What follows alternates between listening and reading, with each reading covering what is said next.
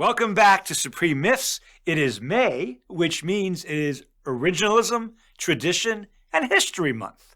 Um, the last episode had someone who tried to live constitutionally for a year, meaning like someone who lived like it was 1791 for a year. My guest today does not want to go back to 1791. I think that is, and I don't blame her at all. Of course, nobody would. Her name is Madiba Dennie. She went to Princeton College and Columbia Law School. She worked for New York City for a while in public housing. She's worked for the Brennan Center, which is one of my favorite institutions in America right now, doing amazing work. She is writing for Balls and Strikes, which is one of my favorite publications. And probably, for those listening, you might think I'm the most critical Supreme Court person out there, but it turns out that the person who runs Balls and Strikes might be more critical than I am, just by a hair. So it's close. But so anyway, Madiba, thank you for coming on. I really appreciate it. Thank you so much. It is a pleasure to be here. Now, the reason you're here, among many other reasons, is because you've just written a book. And let me disclose to the public, I read the book. I loved the book. I was flattered to be asked to blurb the book. So there are all kinds of conflicts of interest in this podcast. But the book is called The Originalism Trap: How Extremists Stole the Constitution and How we the people can take it back. We are taping this on Monday, May, whatever today is. The book is coming out when? On Tuesday, June 4th is the official release date. But you can pre-order it now everywhere, and I strongly, That's right. I think, right, yeah, and I strongly recommend you do so. So, the Originalism Trap. Okay, first question. You are a person of many talents, many interests, and many passions, housing, among others, and other things. What got you interested in originalism? Why did you say, you know what, the world needs another book on originalism? Well, I think I'm was interested in originalism insofar as I'm interested in understanding and confronting all things that can hurt me. I'm interested in originalism the same way I'm interested in looking both ways as I cross the street and making sure I don't get hit by a car. I think that originalism has really risen to prominence over the past few decades and come to dominate judicial interpretation of what the law means, what the Constitution means, in a way that is clearly exceedingly harmful for the overwhelming majority of people in this country. And I think that especially in recent years, like seeing it come to fruition in the Dobbs decision, I think I had a sort of moment of enough is enough. And Yeah. it's time for everyone to understand that, lawyers and non-lawyers alike. Enough is enough. It's a great phrase, by the way, is exactly in this context, because frankly, that's why I wrote my first book about the Supreme Court not being court, because I was just done. Enough is enough. Right. This on originalism, I have a question for you. So I was talking last night, telling a good friend of mine we were going to do this today. He is a PhD in science from Johns Hopkins, incredibly smart non-lawyer, just an incredibly smart, engaged, politically non-lawyer. And this is, I said I was going to have you on, and he's read my book and he's interested in your writing and all kinds of other things. He asked me a question that law professors don't usually ask, so that's why I'm bringing it up. He said, Eric, here's what I don't understand. It's the stupidest thing ever. Who would decide 2024 tough issues that people disagree about by what people thought in 1791 or 1868? And nobody else around the world really does this. Mm-hmm. Why do smart people buy this theory? That was his question. Because he knows there are smart people. You know, there are smart people who buy this theory. But then he says, but it's not a smart theory. So what's going on? What's going on? That's his frame. What is going on?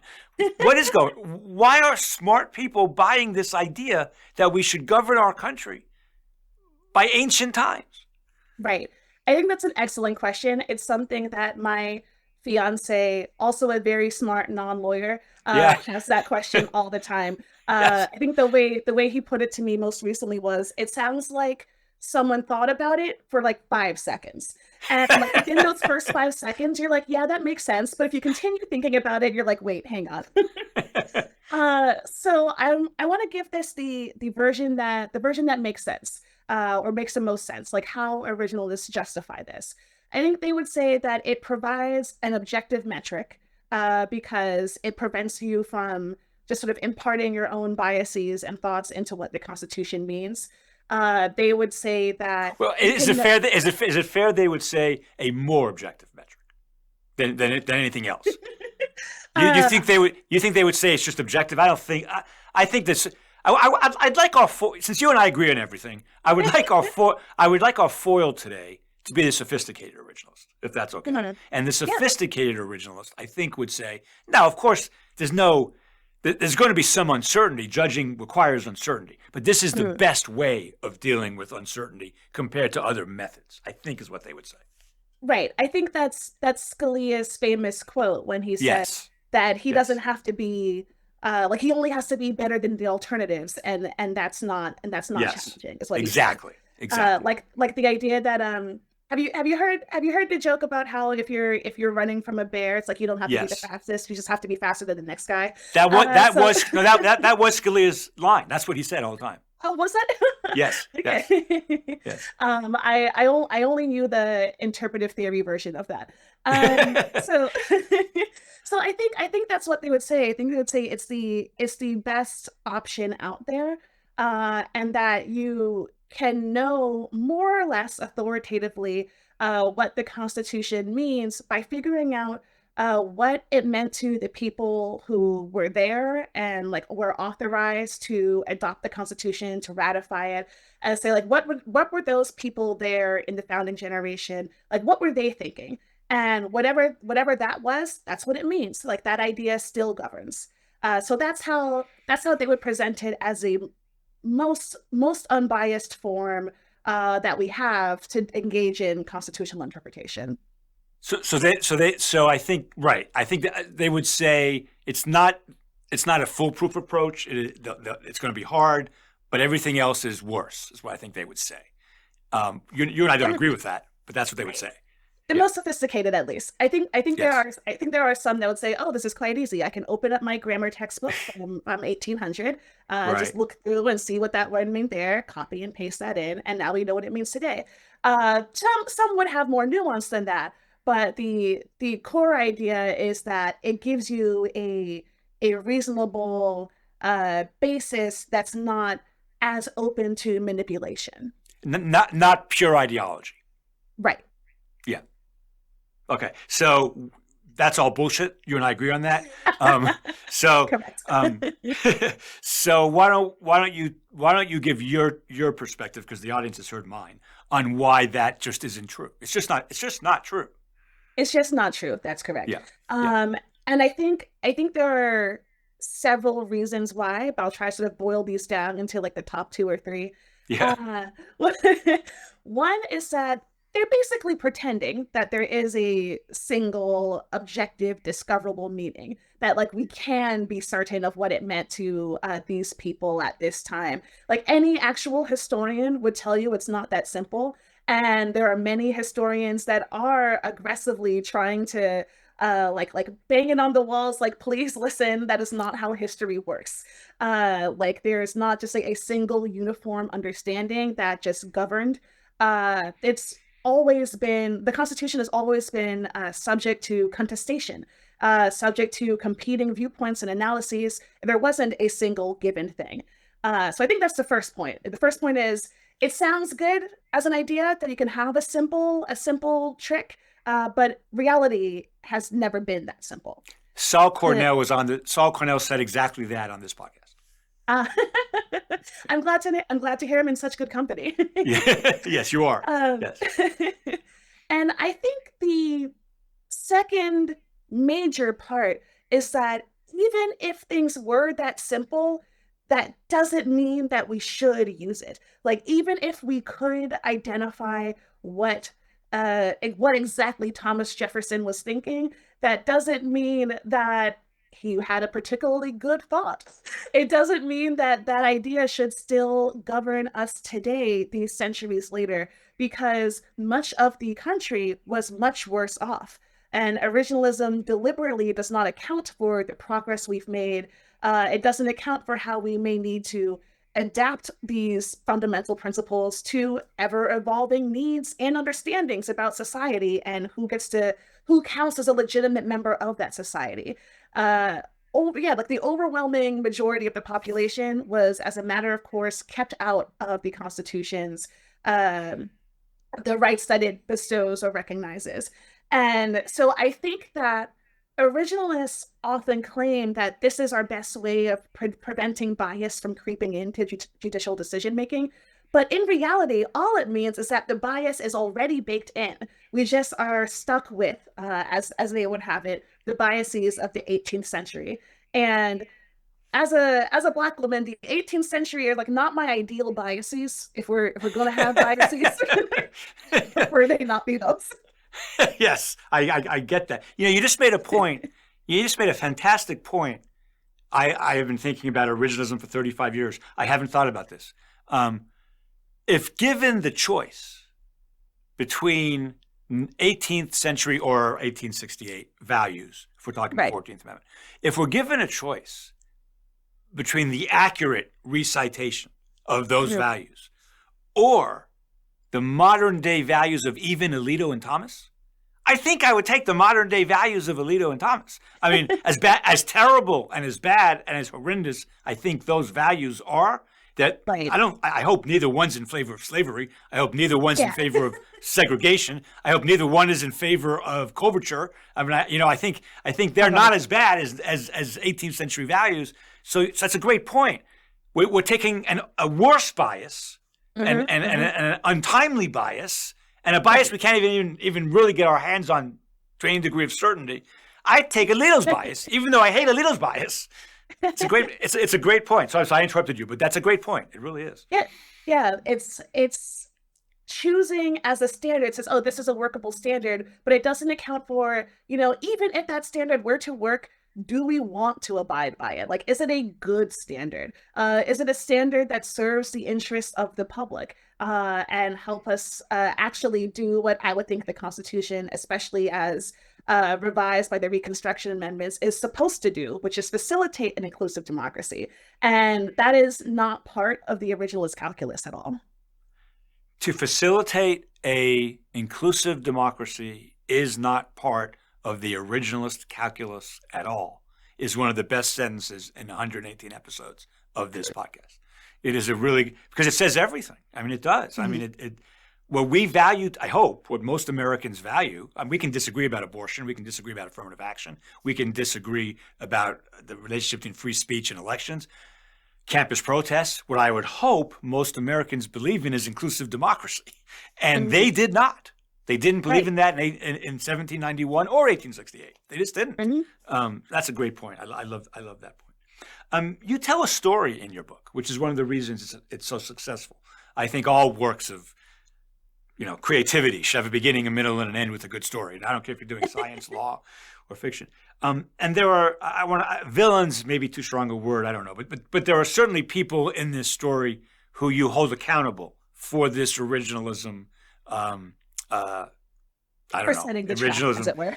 for setting the trap. Who are those people?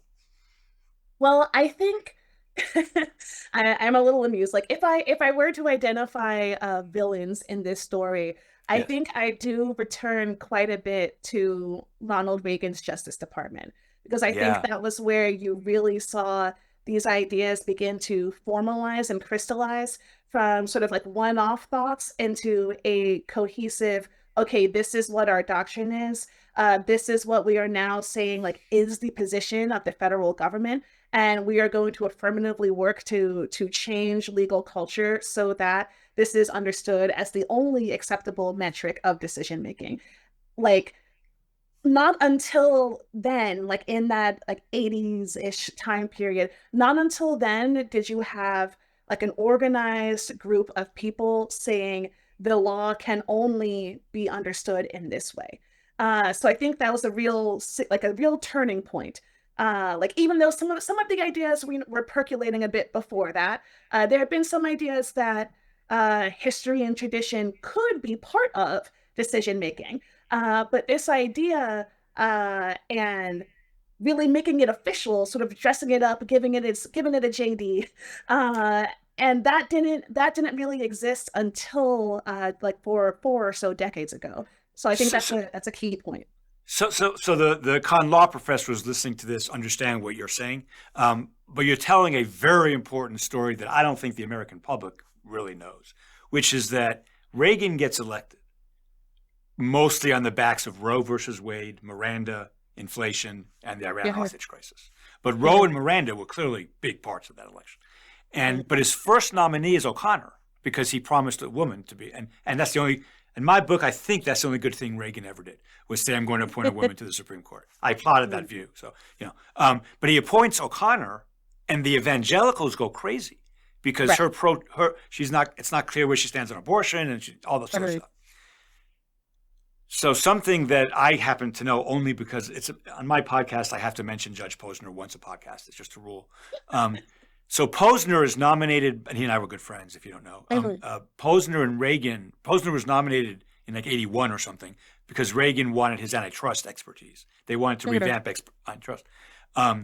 But he tells me, since he was there, friends of all those people, Scalia and Bork were promised the next two seats. And they Yeah. were promised the next two seats because they're originalists, or they Mhm. say they're originalists. And they were promised those next two seats, so they started to outflank each other on the right in Court of Appeals decisions to try to get the first seat. Like Um, auditioning. yes, 100%. That's where it started. I think. I really do think that's the moment in time where there's a famous First Amendment case where they really go after each other on the lower court, and it was all about the Supreme Court. I think. So Scalia gives a speech to DOJ, as you know, in '85, I think, about originalism, and that being an Italian American, of which there's never been an Italian American before on the court, and that speech, I think, is what in large part gets him gets him on the Supreme Court, and then of course Bork gets defeated because the Congress changes. But you're right. That's where it began. That's where the real originalism movement began in Washington with Scalia, Bork, and Mies, basically. Mhm. Um, Mhm. and that's a great part of your book. As time goes on, who becomes the carrier of that torch? Right. Well, I think a lot of the people who came up in that Justice Department, you have young John Roberts and young Alito. Yes, These yes. people, they got their training there and go out and then go back out into the world and work their way up onto the court themselves. And I think that's another, if we're talking about the villainy and the key characters, another core component in addition to the Department of Justice itself under Ronald Reagan and Edwin Meese is the partnership with the Federalist Society and sort of making this conveyor belt of young originalists to be able to just sort of slide them right into positions of power, whether they be in attorney general's offices around the country or on the bench themselves. It sort of prepared them like, okay, we have now taught these people what we say the right way of decision making is. We have our crop of young true believers, and now we can disperse them. We can set them free on the country to do as they will. I'm pretty sure Steve Calabresi was part of that Justice Department, and he's the co-founder Mhm. of the Federalist Society. So you're Right. you're Yes. you're you're exactly right about all that. And then they breed. This is going to sound really demeaning. I was about to say something demeaning. Then they breed a next generation of Federalist Society. And it goes on and feeds on itself. I want to say that this. Okay, this is a non sequitur, but I really want to say it because I don't think I've ever said it on this podcast. I think people need to understand that in the world of legal academia, if you're a professor who belongs to the Federalist Society and you write a book or you write a really big article or you're in the news in some way, or actually, even if you're not, you get paid $1,500 a pop for going to pretty much any FedSoc event not in your own city. If it's in your own city, Wow. it's less than that. And the American Constitutional Society, which I'm a member of and the board member here in Georgia, the younger sibling of the Federalist Society, we get nothing like that. It's not even close. Uh, um, and that's a big deal. It's actually a big deal because it spreads the word. These people Yeah. get to travel and then get expenses plus 50. I just did a FedSoc thing at Notre Dame. I didn't know I was going to get this, but they ended up sending me $1,500, which was really nice. I mean, I'm glad to take it. Wow. Well, your boss thinks I shouldn't be doing this. That's a different conversation. Your boss is absolutely angry at me for doing this. But if I was going to be there, somebody else was going to be there. So but leaving that aside.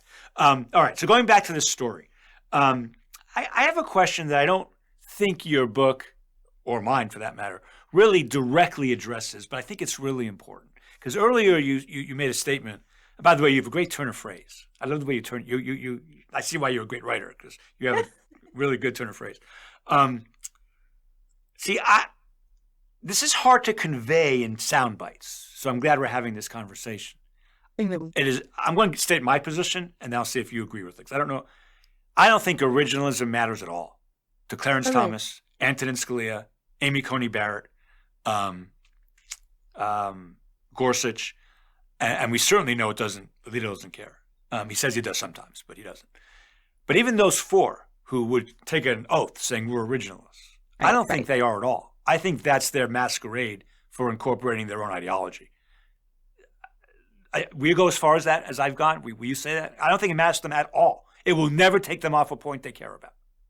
Right. Yes, that I wholeheartedly agree with.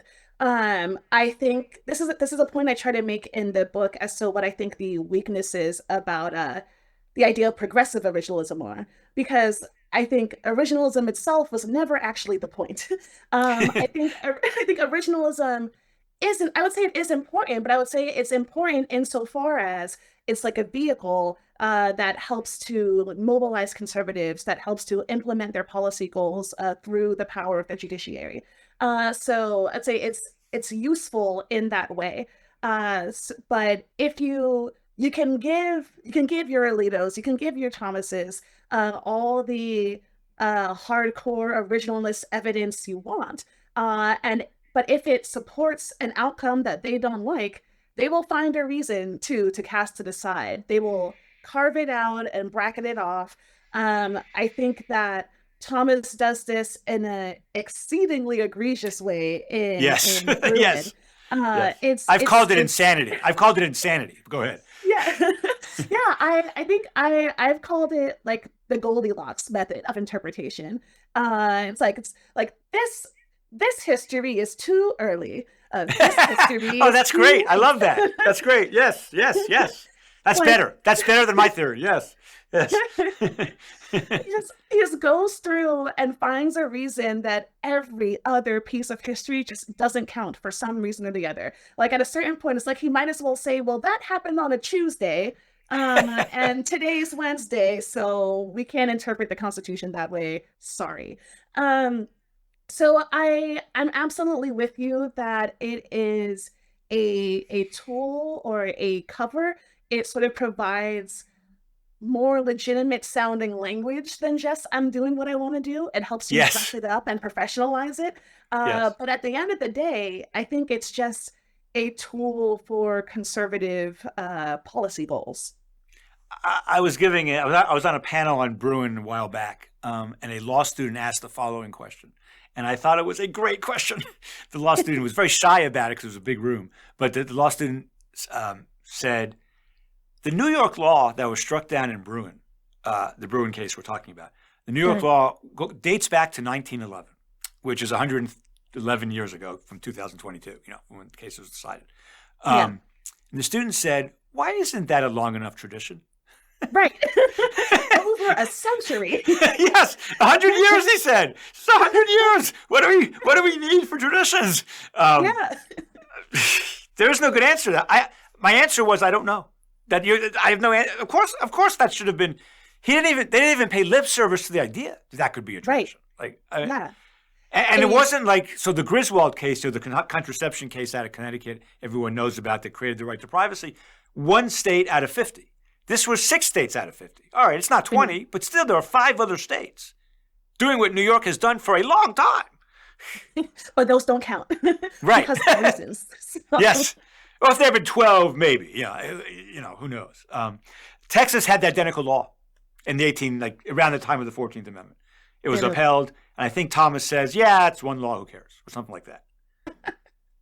Ignoring the other 25 laws he distinguishes throughout the opinion.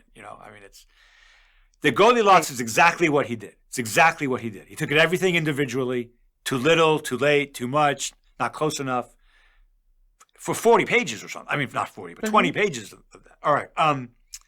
One more question about Bruin that I'm curious your perspective on. Sure. Um, I have been trying to scream as loud as I can scream that the person who conservatives think is the most originalist justice. That's Thomas. They Mhm. always said he was Randy Barnett. He's a famous originalist for the audience. I don't know, the famous originalist at Georgetown.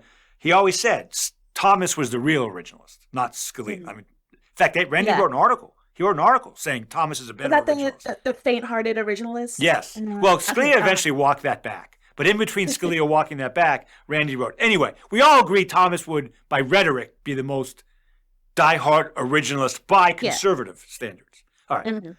But yet, he writes this opinion in Bruin that says history only and no balancing. And by balancing, I mean we're not going to look at the reasons for the law. We're just going to look to see if there's an historical equivalent.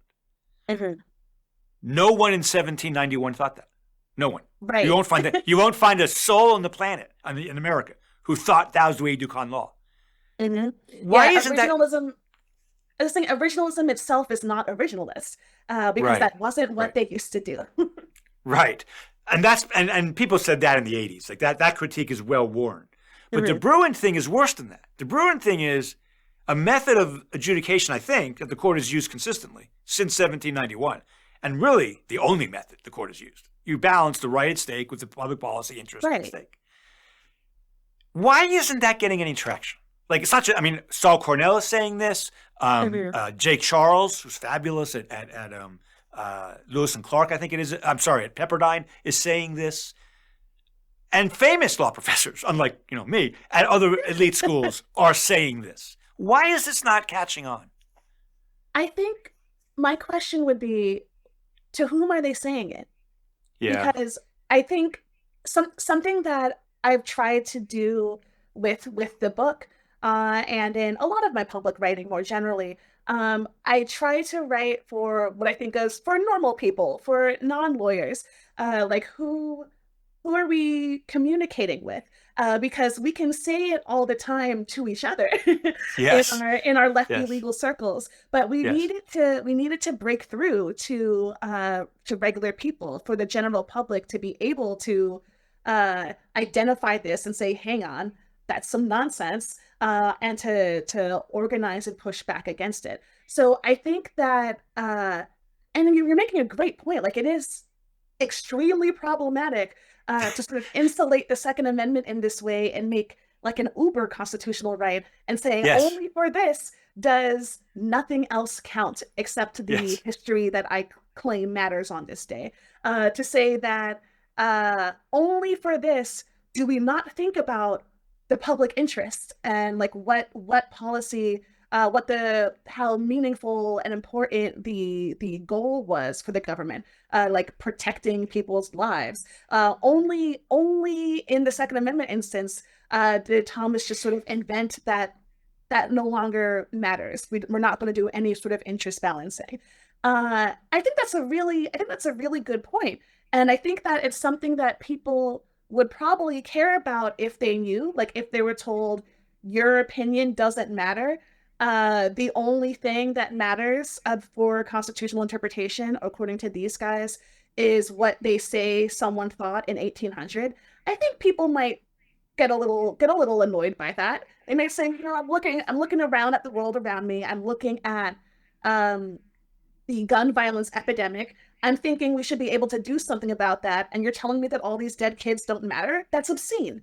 So I think there would be, uh, I think there could be energy around that, if it was conveyed to people in a way they understand and could care about. That's awesome. All of that is the most important part of the question I was asking. A less important part for me, though, is, and this is just because I'm stubborn and who I am, um, what it says about Clarence Thomas. And I think this is Mhm. important. He is our longest serving justice at this moment in time. And there is no question he's one of our most impactful justices, which is the saddest thing ever. Yeah. But what it says about him, because unlike Alito and even unlike Gorsuch, Barrett, and Kavanaugh, all of whom I think you can find statements that suggest that originalism is extremely important, but maybe not everything. The end all be all. Yeah, to Thomas, it's clearly, he says, it's not, of course, but he says it's clearly everything. And yet this person who says it's clearly everything writes this opinion that I called the least originalist opinion in American history. So I don't think the words like original public meaning or understanding even appear in Bruin, actually. right. Despite it trying to use these sort of trappings of originalism, they never actually do what we think of as what originalism requires. Yeah, I think it really. So what I'm going to say here could get me in a lot of trouble. You don't have to comment on this if you don't want to, or you can. It's your call. Do not feel obligated. I have tenure. Okay. You don't. So I have job security. You don't.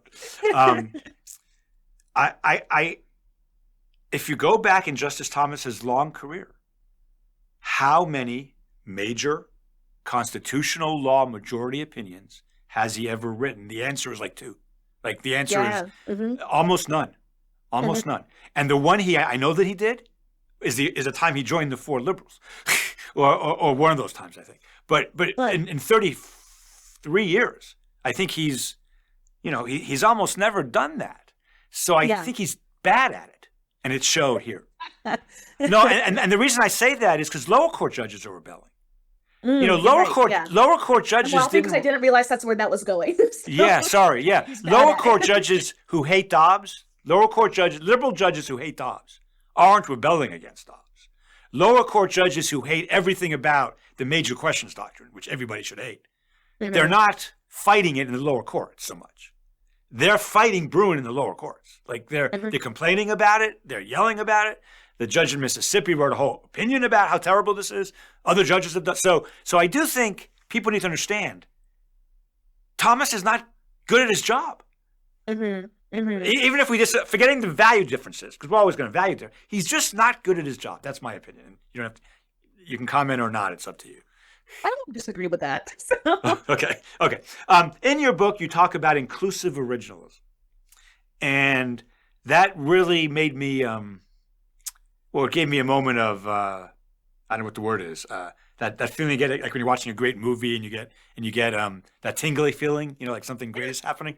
Because I wrote my book because of inclusive originalism. I really did. When I give book talks on my book, I used to give big book talks, I say, I wrote this book because I was perplexed by Will Bogue and Steve Sachs and their views on inclusive originalism. So you write about this too. So what's your describe it, define it, and tell the world why it's incredible bullshit. So we've talked a bit about, I guess, the sort of standard original recipe originalism. The version that says the meaning of the Constitution is fixed in time. We turn to like Federalist Papers. We turn to dictionaries and grammar books and what have you. And some folks, largely like center left, said, well, hang on, this is excluding the viewpoints of a lot of people at that time, because it privileges the views and opinions of the people who were historically powerful, but it doesn't tell us about the people who were sort of pushed out of that idea of the public, the people who had to fight to be part of we the people. Their views are excluded.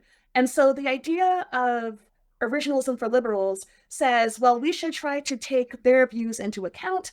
And it says, well, we should, or there's a couple different variations of this.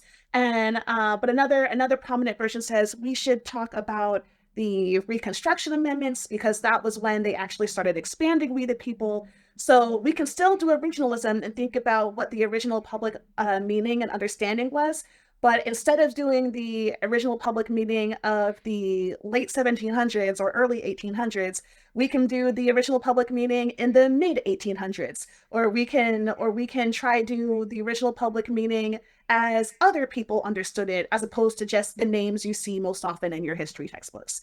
And I understand what they're trying to do. I understand that originalism is the dominant mode of constitutional interpretation currently. And so they're trying to rebrand and rework that mode in a way that works better. And sure, it might taste a little better than the original recipe, but but it still doesn't taste any good. Because it still is not getting us nearly as far as we need to go. The way that people understood even the 14th Amendment, which top tier amendment, but even the way that people understood that at the time was worse than we understand it now. It didn't include women, for example. And so I think the way that folks understood things then, even if we just sort of scooch the relevant time period, like 50, 60 years later, still isn't that helpful. And it also is still uh putting some version of the past on a pedestal. And it's conceding the premise that we should be basing our constitutional interpretation on what we think it meant to people then. And I just don't accept that that is the best way, or maybe even like a good way at all, of doing legal decision making. Um, Sorry, go ahead. No, no, no, no, no, no, no. That's I love that answer. David Gans, who works for the Constitutional Accountability Center, which is a liberal originalist type of place. I Mhm. think David is evolving on this issue. I'm not sure yet, but he's reposted my articles very critical of originalism. So to Mhm. the extent, the issue of what liberals should do is a serious issue, and I think you handle it very well in your book. And that's so. If so, I've been asked to give a lot of talks on that issue, but you do it better than I do. I recommend, if people are interested in that issue, what should liberals do with this? I think your book is really good on that. There's a second, though, aspect of inclusive originalism. What you're describing is not what triggered me. What Mhm. triggered me, what you're describing, I think, is why it's tempting for liberals to use it. But I Uh-huh. agree with you. It's taken me a while to get here. I've given some public talks where I wasn't sure. I'm with you Mhm. now. You among other people, have convinced me. No, just say no. That's my view. Just say no. Like But what is that? Nancy Reagan? Just say yeah, no. just say no. Just liberals say no to originalism. Do it some other way. But the other part of inclusive originalism is the Will Bode, Steve Sachs, and other people, frankly, Calabresi and Larry Solomon, Randy Barnett too, all of whom pretty much say things like this. Well, the 14th, maybe not so much Steve, not so much Randy, but Steve for sure, Calabresi. The 14th Amendment might have been intended and meant at the time that judges would have the authority to update it over time based on current conditions. So, updating the 14th Amendment over time, this is how Will Bode defined inclusive originalism. Mhm. Updating the 14th Amendment over time is consistent with originalism as long as the principle stays the same. You're just applying the principles to new facts, to which I've spent a good part of my life and so much paper saying that's just living constitutionalism. I agree with that. I Yeah. agree with that. Uh-huh. We agree with that, right? You take a broad principle, and judges over time have to apply it to new circumstances, right? Right. Yeah. That's just how things should work. That's how So they what do I work. Yeah, like that's how it works in practice. And Yeah. so what I try and do with the book is recognizing that the idea of a living constitution, that's just real life. Like that's just how things work. And so our question should not be whether constitutional meaning evolves, because we know that it does. The question is, how should it evolve? Like in what ways should it evolve? And like what are the things that should influence how it does? So those are things I try to get at, because think, yeah, if we're acknowledging that the meaning of the Constitution changes, that definitionally is no longer originalism, because like the Yes. core the core point of originalism, yeah, it has its different variations, with some looking at original intent versus some looking at original understanding, but all versions of originalism center on the idea that the meaning of the Constitution is unchangeable. So as soon as you're saying, well, sure, it can change, but then you're out of originalist land. Well, their band aid for that, or their response to that, is we're not changing the meaning. We're applying the meaning to new circumstances. To which I always say, yeah, you're changing the meaning. Yeah. What it Same meant thing. X. It meant X in 1873. Now it means Y. You're changing the meaning. That's what you're doing. Right. You are changing the meaning. You can scream about it as long as you want, but you're changing the meaning. And that's okay. We just need to acknowledge that. Well, I would hope this. This is what my non-lawyer friend, keeps yelling.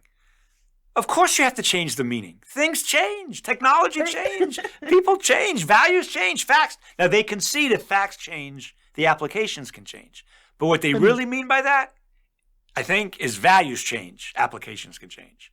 Right. And that's just living constitutionalism. There's nothing originalist about that at Yeah. all.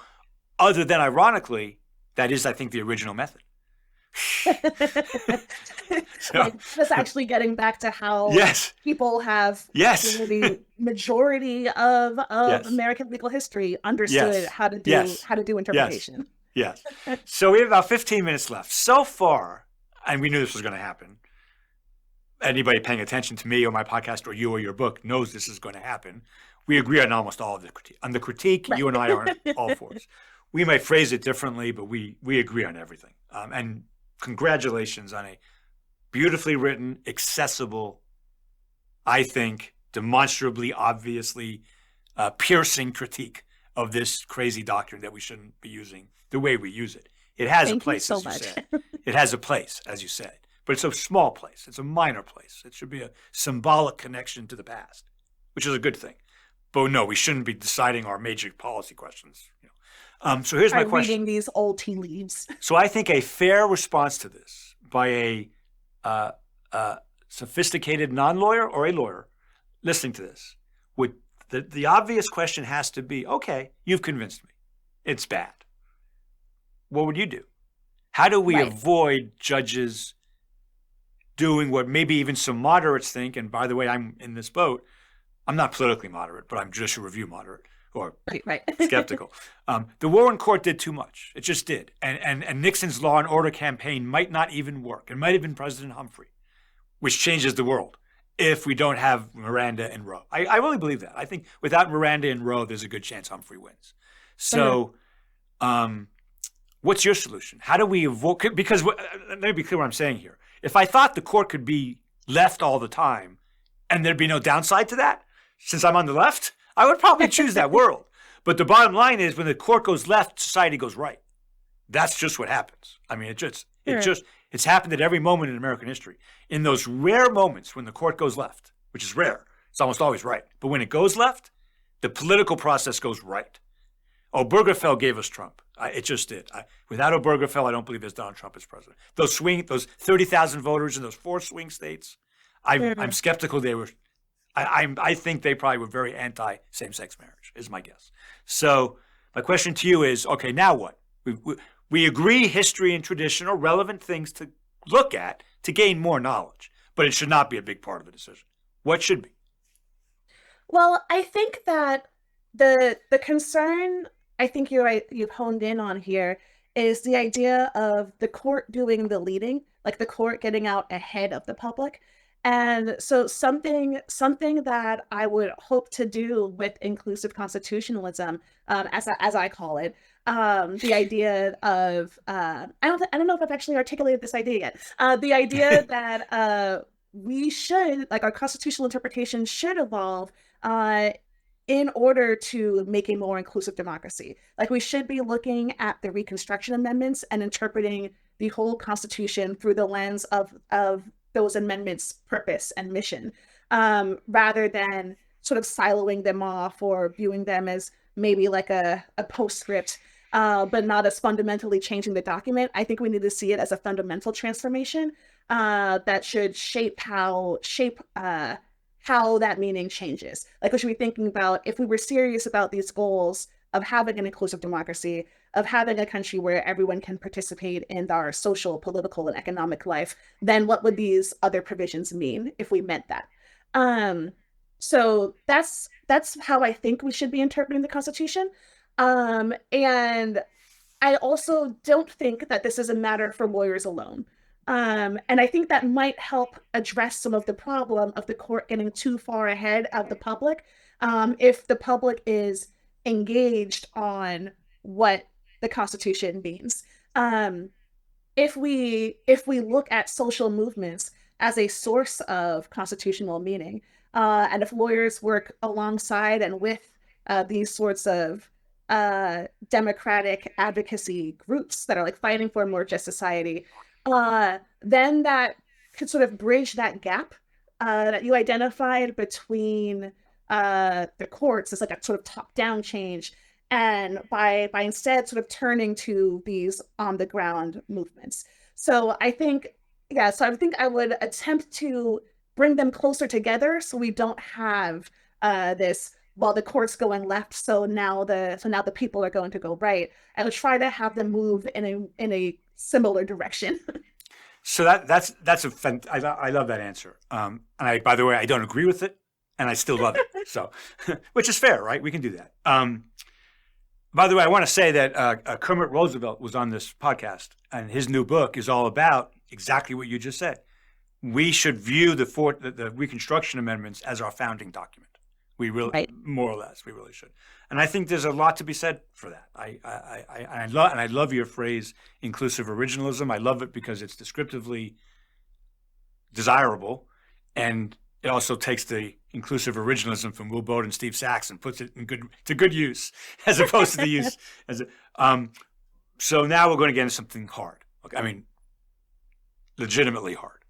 So how do we get the Supreme Court to act in constitutionally representative and reasonable ways without it getting too far ahead of the American public? Because when the court gets too far ahead of the American public, things There's like backlash. presidents go on radio like FDR did and said we have to save the country from the court, or we get Trump running against Roe and we get 3 anti-Roe judges, or we get even the very 1801 Congress canceling the Supreme Court, mostly because they didn't like John Marshall and they didn't like what he was going to do. So, the court has to be wary of this.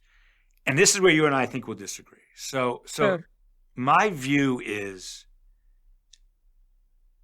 I think over time, American society is healthier when the court does very, very little. Because by definition, judicial review of an ancient document, even 1868 document, is going to lead to conservative results by definition. Because you're looking backward. Posner always said this to me. We always look back. American legal people, he wrote a whole book on why, forgetting con law, just in general, we look back in America at the law. We need to look forward. So the solutions are in our future. The solutions aren't in our past. So my view, as I think you know, is that unless there's a clear error, I think Brown was obviously correct because I can read. No state shall deny to any person equal protection of the laws. You're black. You have to go to that school. You're white. You have to go. You get to go to that school. That school has more money, more security, better teachers, better books. You're less likely to be physically assaulted, and you have a better chance of going to college. Under state law, that is a literal violation of the equal protection of the laws. I don't care what it originally meant. Then write it differently, because that's a literal definition of the text, right? Obergefell is the same thing. I won't make the argument, but I think Obergefell is the same thing.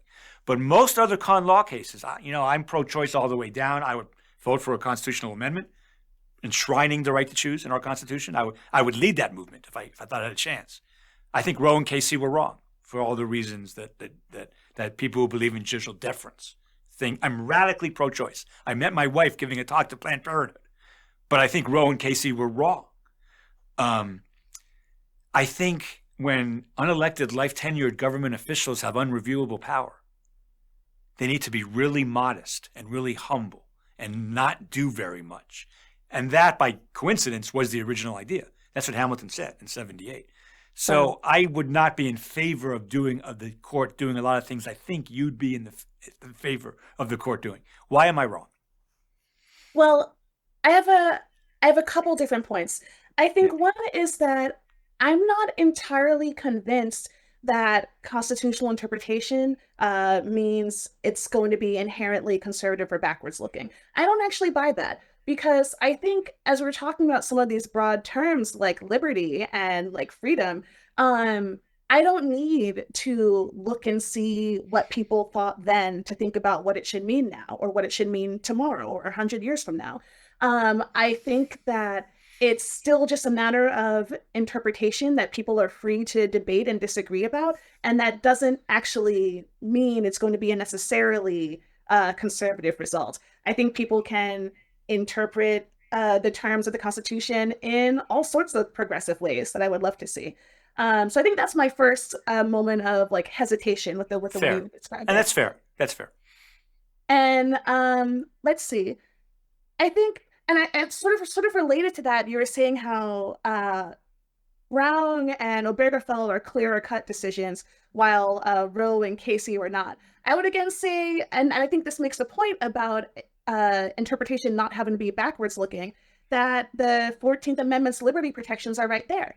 That we have this substantive idea of liberty, that we have these concepts of people's autonomy, and that should include bodily autonomy. So I would say that we do have the raw material there to make these kinds of Well, progressive and can I hold? forward-looking. Can I stop you on that? Sure. Because Mhm. this is so interesting, and then we'll have to call it a day in a minute. But I want to stop you on that. So I think the difference. I'm not sure I can make this argument, so I'm embarrassed already. But I think the difference between Roe and Brown and Obergefell are. I understand how slippery this is, but from a 2024 perspective, I don't think legally required segregation can be justified on any reasonable basis whatsoever. And I think 70% of America thinks that. Okay. Sadly, not 95% or 98%, but I think certainly the vast majority of American people think that. 70% think that. Okay. Um, and I think on same sex marriage, that's more complicated. But the problem with same sex marriage is no one ever came up with an argument as to why they should be different. It hurts traditional marriage. Well, what does that mean? It doesn't mean anything. I mean, Uh-huh. but none of that is true for abortion, because when I present my reasons why I'm radically pro-choice, just in general, and why I would vote for, I would be, you call it the Siegel Amendment. I'd be proud. An amendment to enshrine abortion as a constitutional right. The person next to me says, but I think it's murder. I think this is murder. Now, if someone says to me, I think segregation is good, I'm going to say to them, you're just wrong. I mean, there is right and wrong in this world, and that's just wrong. And if someone says to me, no, I think two men should not be married, although men and women can be, I think that's just wrong. It's just morally wrong. It's not morally wrong to say abortion is murder. I mean, I don't agree with it. It's not my view, but it's not morally wrong. Now, so that leads to my following question.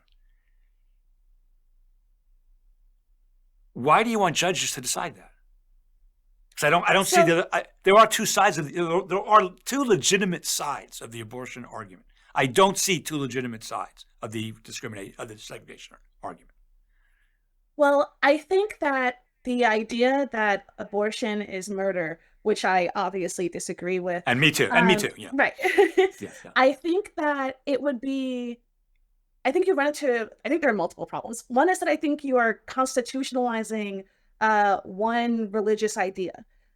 So I think that it would be inappropriate to block abortions when that conflicts with other people's religions, like other versions of Christianity, even. It conflicts with Judaism, conflicts with non-religious people. So I think that's your first instance. It's like, well, you might think that, and that's unfortunate. However, that is your religious belief, and that should, like, you can have your religion. You can't have other people have your religion. So I think that there's a sort of First Amendment-y type issue there. And I think there's also an equal protection issue because uh, other people who don't have bodies capable of pregnancy, their bodies are not being regulated in this same way. So wait, I have to pause. I'm sorry. I love this answer. I have to pause though. People who might be capable of getting pregnant, or that's something like that is what you said. I have teenage social warrior teenager girls, and to them, were you thinking? Can I just say pregnant women? I mean, to me, it was always a binary. Women get pregnant, men don't. That's changed. Is that why you paused there? Is that the reason you hesitated? That is one such reason. It's not the only reason. So one reason is because sometimes I think about it and I realize that it's actually the most accurate description, because not all women can get pregnant, whether they've had a hysterectomy or whether they just have some sort of like other bodily problem. Also, this is tragic, but girls get pregnant. Girls who have been assaulted or otherwise taken advantage of. And so I think it's a more inclusive term. And also it accounts for trans people who could also be pregnant. So I think that when I look at the sort of broader scope and think about all of the people who can be pregnant and all of the women who might not be able to get pregnant, or whether they're menopausal or what have you, I thought, actually, it's just more accurate that way to say pregnant people as opposed to necessarily pregnant women, if I could be talking about a girl or a trans person or anybody else. And when we're also, as we're talking about pregnancy, we are specifically talking about like a biological function. So that's why I wanted to say people who's like happen to have a biological function that works in this way are being treated differently than everybody else. So I think that that's a problem as well. It's like an equal treatment issue and an issue about being able to exercise any sort of determination and autonomy over your own life in a way that the state is not infringing for other people. So I think that even in this world, if I were to say, sure, that person, I disagree, but they might earnestly think that abortion is murder, you still run into a whole heap of other constitutional problems when it comes to liberty, when it comes to equal protection, and when it comes to religious freedom. Maybe, but I want to, but I guess I hate. I'm going to play devil's advocate for the purpose of the podcast. Maybe, but I do think I need another constitutional issue.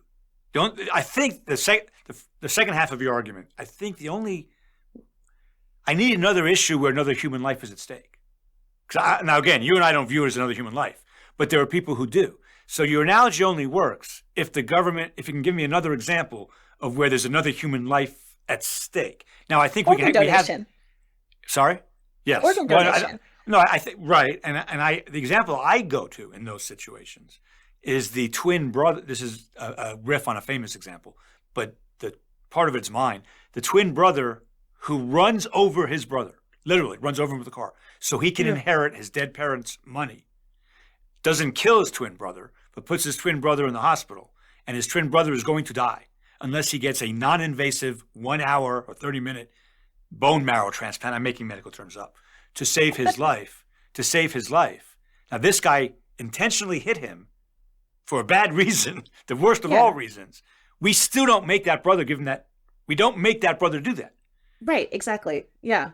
So I think so. In that sense, I get what you're saying.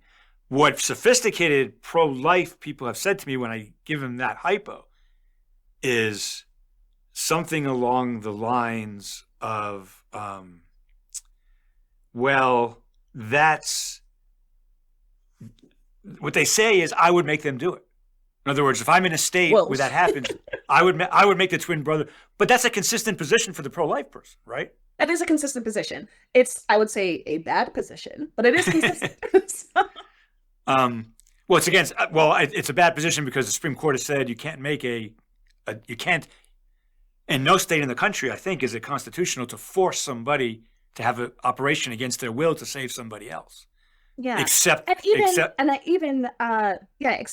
for abortion. And another thing that always strikes me with the sort of organ donation example is that this is even true of cadavers. Like like people who are literally dead, like corpses have more rights over their bodies than women. That's absurd. Because we agree. Like the deceased or their surrogate would have had to check off on whether they can donate the organ or tissue or what have you. And so it's like, but that suddenly those rights suddenly no longer are available if you can be pregnant. Yeah, no, I agree. I think that's a little bit crazy. My final arrow in my bow to liberals and progressives who are pro-choice like me, but also pro-Roe and Casey, which I'm not, is this. If you give judges the power to do this in the face of this amount of opposition, then you're going to give judges to do other things in the face of that amount of opposition. And now we're back to your excellent point earlier, which was, and I've never thought of it this way, so you've really educated me on this. Thank you. I've never said this out loud. I know I've been writing about deference for 25 years. Right. When the court gets too far apart from the American people in any direction, left, right, whatever, in any direction, we have problems. That's when the problems start. I put abortion in that category. In other words, I put abortion in the category of this is an issue that judges just shouldn't deal with, absent a clear constitutional provision, which I would vote for in a second. You think I'm crazy about that? I mean, I do think we saw. I do think Roe did lead, and Casey, to terrible political results outside of courts. I think so. I think about how slavery was constitutional Yeah. until the 13th Yeah. Amendment, until we got that exceedingly clear statement, right? Yes. And but that doesn't mean that it wasn't awful and at odds with everything that the Constitution is supposed to stand for and that the government claims. And it doesn't mean that people weren't still suffering in that time. And so I think that uh, even if we were to say, oh, we can vote on abortion, I think it's like we can vote on women being people. Like it still leaves people suffering if they're unable to get an abortion, and it's still a violation of their human rights if they're forced to carry a pregnancy to term. So I think that's why I'm sort of like, however abortion is legal, good. But also when we're thinking about the power that judges have, I am in like full support of court curbing measures more generally. So I think that that might also resolve some of the issues if it's like, okay, judges can do this, but you said for unreviewable judges to have that power. So then it's like, okay, well, what if there was review? What if Yes. judicial Yes. review was like not the final stop? Yeah. Or like, what if judicial review was cabined to certain kinds of cases or like certain scenarios in a way that it's not now. So I think that my idea of how the Constitution should be interpreted works alongside with other structural reforms because you can take away courts' powers and still say, well, with the powers they do have, how should they be responsible stewards of that power? So I think they are uh, still in alignment in that way. It's not just sort of like a free for all for judges, because I also want to empower the public in a way that the public is not currently empowered. That's such a great answer. Thank you. And by the way, Jack Balkin is my next guest. So Yeah, perfect. the king of social movement jurisprudence, and Yes. he was my very first podcast guest, and he's going to Oh, be I my love next one that. too. 120. His new book is terrific. I know you. His new book is really good. All right, I have one last kind of observation slash question, and then Mhm. I could talk to you all day, but we have to go. When I first saw your book, I forget how I came. I guess on Twitter it came to my attention. I think when I first saw it, this is really true. My first, I'm just being completely transparent here because I preach. I'm a legal realist and I preach transparency. So my first emotion was jealousy. Really, it was. Erwin Chemerinsky, a good friend of mine, wrote a book called "Worse Than Nothing." Right, originally. I wrote Yeah. a book called "Originalism is Faith." There have been a Mhm. ton of other originalism books. You got it right. You hit it exactly. You're a good wordsmith and a great wordsmith. The originalism trap. I think that word trap is so important because it is that's what it is. Like you really described exactly what it is. How did it come to you? I'm just curious because I I think I think it came to me in sort of a similar way to the term inclusive constitutionalism came to me. I think as I was thinking this through, I had been writing at first, and I found myself saying a democratizing method of interpreting constitution, or like a model of constitutional interpretation that does X, Y, and Z. And I thought, this is an unnecessary mouthful. What am I really trying to say? Like, what do I think sort of gets to the core of this? So I try to think about what is like the clearest, most succinct, like what is the heart of the matter, and that was how I came to the Constitution includes everyone and should work to make inclusive democracy real. So I thought, boom, inclusive constitutionalism. And I think in a similar way, I was thinking about the bind that originalism puts people in, about how they're how the the left has been sort of lured as to, oh, this is the legitimate way, this is what you should be doing, but it doesn't produce good results for people who care about democracy, for people who care about progressive policy goals. And so I was thinking it's a trap. uh, That's great. No, no, yeah, that's just wonderful. I think the image it conveys is exactly the right image. I do. I really was jealous. I mean, I was like, God, I wish I had thought about that. Congratulations on writing a really, really good book. I want to be clear to everybody. Often I have people on this podcast who write books for lawyers and law professors because there's a place for that. And I've had a number of guests who've done that. This is not that book. I mean, absolutely it's for lawyers and law professors, but this is a much more inclusive book than that. And if you are engaged in current events in any way, any meaningful way, you will enjoy this book, even if you disagree with the book, even if you think originalism is a good thing.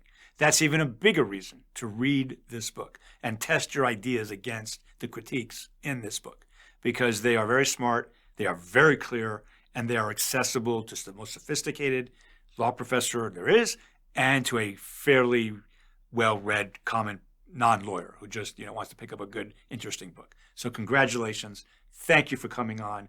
I look forward to your voice in the future very much. Thank you so much, Eric. It's been really fun. Thanks.